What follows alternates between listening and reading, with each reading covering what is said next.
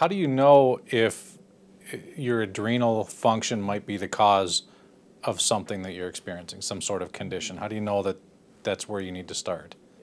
A lot of times, as a functional medicine practitioner, a functional nutrition practitioner, it's like on layering an onion with the patient. And so if you look at the history of where their symptoms began, it almost tells the story right then and there. One of the things I talk about in my initial consultations is tell me how you got from A to B. When was the last time you felt healthy? And if it was like right when they had their kids, or right when they, maybe the transition happened right after a divorce or something like that, then obviously adrenal stress was a big indicator there, and I might pull my.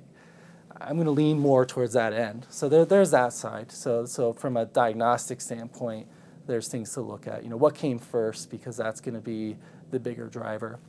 Because if you're stressed and your body doesn't have the hormones, it's going to be very tough to heal. You can give the right supplements, you can be doing all the right things, and if you're stressed, it's going to be very difficult.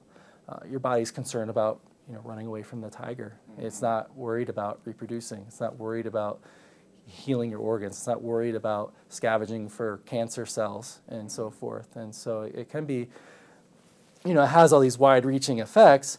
Go to the root cause. Start with some general herbs that can help coax that balance back into place.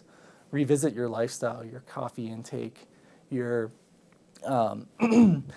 the sort of coffee in the morning and wine to wind down at night. That's a indicator of adrenal fatigue. We have a natural rhythm to our stress hormones, and when we get off of that rhythm, problems happen. You mentioned some herbs. What sort of things are you talking about that can help us? Yeah, so I'll speak generally because they all have some overlapping effects, and one may be better than the other in certain circumstances. But I can give a range of things.